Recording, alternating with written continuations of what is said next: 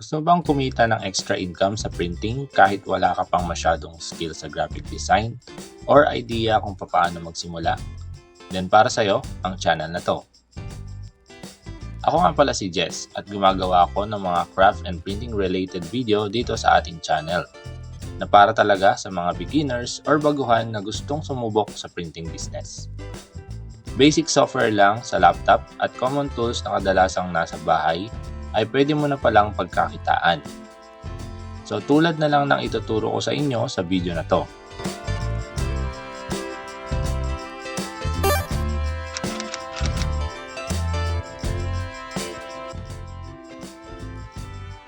So Microsoft Word lang, magagamit na natin yung ating Spider-Man banner template. Nice. Pero need natin i-add yung custom font ng The Amazing Spider-Man sa Microsoft Word kasi hindi yan yung default style. So kung di nyo alam, panoorin nyo lang yung video ko na adding custom fonts in Microsoft Word. So punta naman tayo sa materials. Guys, ang gagamitin lang natin dito is yung RC Satin photo paper, Kuyi brand. So A4 size and 260 GSM yung kapal. Pwede rin kayong bumili ng ribbon. So 10 pesos lang to, yung manipis to. And kailangan natin ng puncher. So yung gamit ko guys is yung Warrior puncher na 3-in-1. So bakit siya 3-in-1? So pakita ko lang guys. Tatlo kasi to, meron siyang oval, meron siyang circle, at meron din siyang corner, round corner. So yan, pwede mo siyang ilipat-lipat. So ito sa circle guys, kasya na yung maliliit na ribbon. Pero ito ang gagamitin natin, yung oval. Kasi ito guys, pwede siya dun sa mga mas maduluwang na ribbon. So sasabit kasi natin yan, yung banner. Punta naman tayo sa printing preparation and print settings. So guys, ang gamit ko nga palang printer is Epson L3210.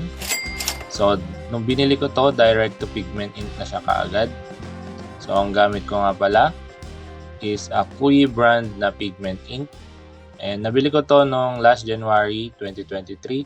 So mga nasa 2 years, mahigit 2 years ko na siyang ginagamit.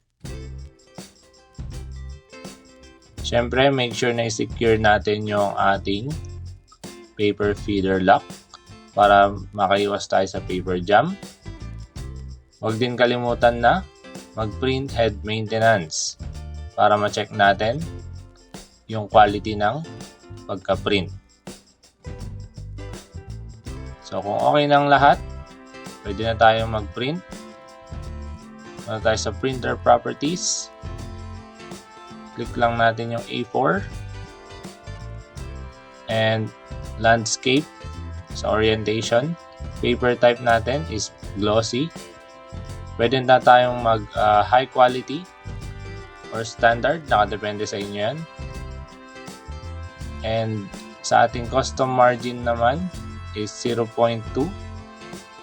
sa all sides.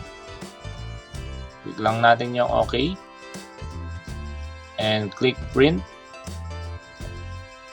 So double check lang natin kung okay ang ating layout. Kung okay na, click lang natin yung print.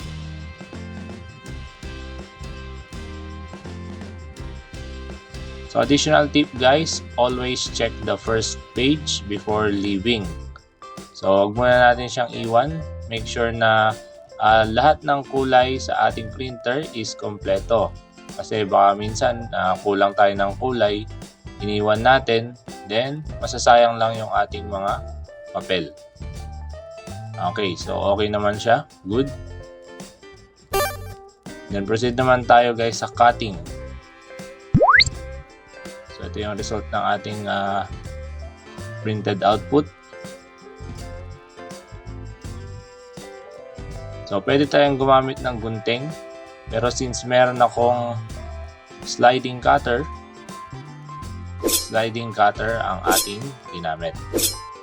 Kung meron naman kayong guillotine cutter, or cutter, gunting. Pwede yan guys. Kung ano yung available dyan sa bahay ninyo.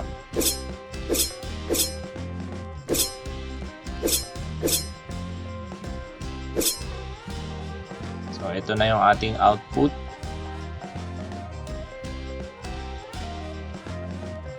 So, proceed naman tayo sa pagpapunch ng ating butas sa ating banner.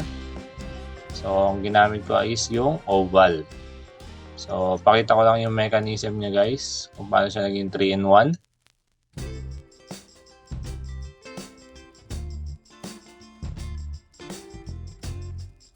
Okay, so kumuha ako ng 4 dito. So, heavy duty kasi yung ating warrior puncher. So, kaya niya kahit na 4 na photo paper. Yan. So, ito yung output niya guys ng oval. Para kahit yung mga mas makapal na ribbon, dito, kakasya siya. Ayan. So, maluwang pa. Okay. So, next naman natin sa kabila.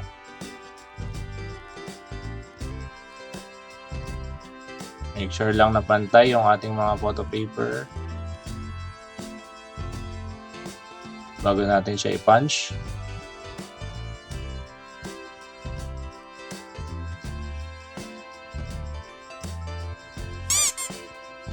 Okay, so ito na yung ating banner. Okay, so fast forward na lang tayo guys para mabilis.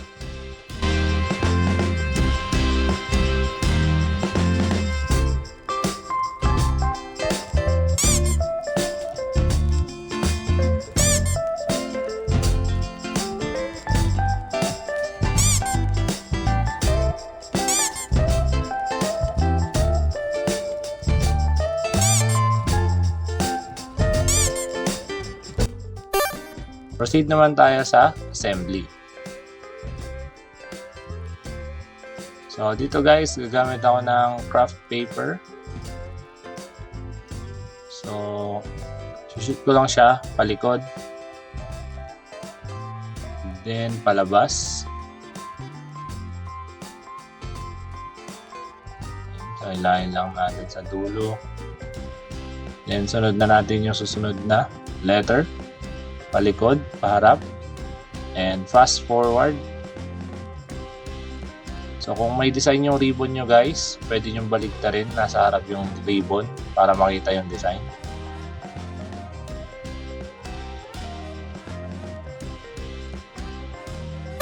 So ito yung actual output niya kapag naisabit na siya guys. Yan. So napakaganda ng output natin. Nice. Yan. So, huwag niyong kalimutan na mag-like and subscribe kung nagustuhan niyo ang video na to para maging updated kayo sa ating mga content and para na rin sa ating free template. So, para makuha natin yung ating free template, punta lang kayo sa ating channel, LJ Prints Craft and Supplies. Kung mapapansin nyo guys sa ating mga videos, pagka nag-click kayo ng mga video natin, for example ito,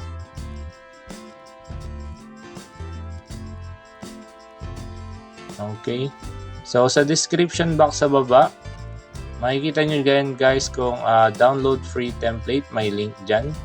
I-click nyo lang siya. And mapupunta kayo sa aking Google Drive. So, try natin siyang i-open.